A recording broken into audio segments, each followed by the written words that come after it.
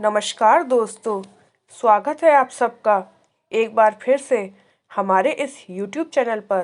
दोस्तों, जिस तरह जीवन एक सत्य है, ठीक प्रत्येक व्यक्ति को भी भली भांति पता है कि मृत्यु भी एक ऐसा ही सत्य है जिसे कोई कितना मर्जी झुठला दे, परंतु इसे बदला नहीं जा सकता। कहने का अर्थ है कि जिसने इस पृथ्वी पर जन्म लिया है, उसे एक न एक दिन अपने प्राणों की आहुति देनी पड़ेगी। इस बारे में हम में से बहुत से लोगों ने कई बार अपने बड़े बुजुर्गों से कहते सुना होगा कि मृत्यु के बाद मनुष्य शरीर की आत्मा 13 दिनों तक अपने घर में रहती है। मगर ऐसा क्यों है? इस बारे में क्या किसी ने सोचा है? अगर नहीं, तो चलिए आज आपको इससे संबंधित जानकारी बताते हैं और जानते हैं कि आखिर क्यों मृतक शरीर की आत्मा 13 दिनों तक अपने घर में भटकती रहती है। साथ ही ये भी बताएंगे कि 13 दिनों तक मृतक के नाम का पिंडदान क्यों किया जाता है। दोस्तों, उससे पहले यदि आप हमारे चैनल पर नए आए हैं तो कृपया चैनल को सब्सक्राइब कर लीजिए और साथ ही बेल आइकन दबा दीजिए, जिससे कि आपको आने वाली वीडियोस की नोटिफिकेशन मिलती रहे। गरुड़ पुराण में इस बारे में विस्तार से बताया गया है। गरुड़ पुराण में बताया गया है कि जब किसी व्यक्ति की मृत्यु होती है तो यमराज के यमदूत उसे अपने साथ यमलोक ले जाते हैं। यहाँ उसके अच्छे और बुरे कर्मों का हिसाब होता है और फिर 24 घंटे के अंदर यमदूत उस प्राणी की आत्मा को वापस घर छोड़ आते हैं। यमदूत के द्वारा आत्मा को वापस छोड़ जाने के बाद मृतक की आत्मा अपने परिजनों के बीच भटकती रहती है और अपने परिजनों को पुकारती रहती है, लेकिन उसकी आवाज को कोई सुन नहीं पाता। यह देखकर मृत व्यक्ति की आत्मा बेचैन हो जाती है और जोर जोर से चिल्लाने लगती है। इसके बाद आत्मा अपने शरीर के अंदर प्रवेश करने की कोशिश करती है, लेकिन यमदूत के पास बंदिश होने के कारण वह मृत शरीर में प्रवेश नहीं कर पाती।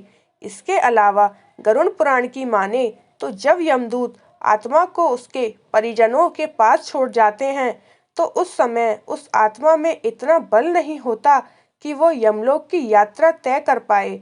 गरुड़ पुराण के अनुसार किसी भी मनुष्य के मृत्यु के बाद जो 10 दिनों तक मकिया किया जाता है, उससे मृतक आत्मा के विभिन्न अंगों की रचना होती है और जो 11वें और 12वें दिन पिंडदान किया जाता है, उससे मृतक आत्मा रूपी शरीर का मांस और त्वचा का निर्माण होता है।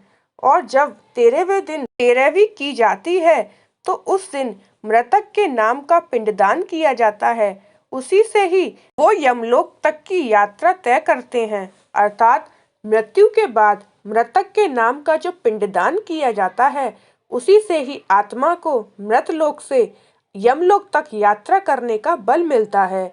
इसीलिए ही गरुड़ पुराण में बताया गया है कि जब किसी मनुष्य की मृत्यु हो जाती है तो उसकी आत्मा 13 दिनों तक अपने परिजनों के पास घर में भटकती रहती है और उसके बाद आत्मा मृतलोक से यमलोक की ओर निकल पड़ती है, जिसे पूरा करने के लिए उसे 12 महीने यानी कि 1 साल तक का वक्त लगता है।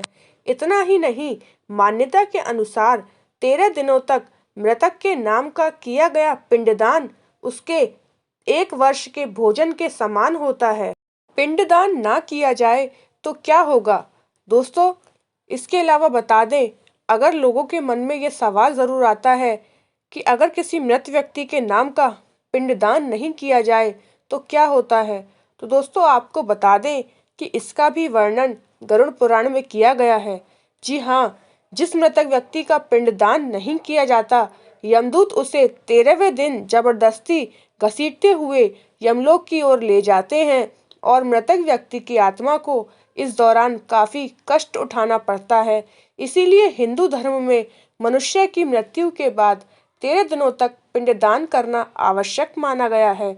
इसके अलावा आपको बता दें कि 13वें दिन परिजनों के द्वारा मृतक व्यक्ति के नाम का जो भोजन करवाया जाता है, अगर वह कर्ज लेकर किया जाए तो मृतक व्यक्ति की आत्मा को शांति नहीं मिलती।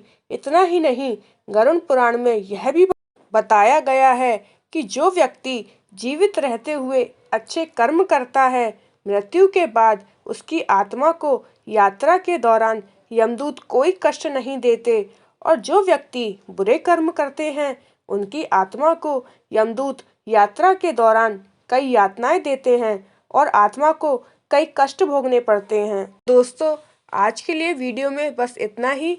उम्मीद करते हैं आपको ये जानकारी पसंद आई होगी। कृपया चैनल को सब्सक्राइब, लाइक और शेयर करें।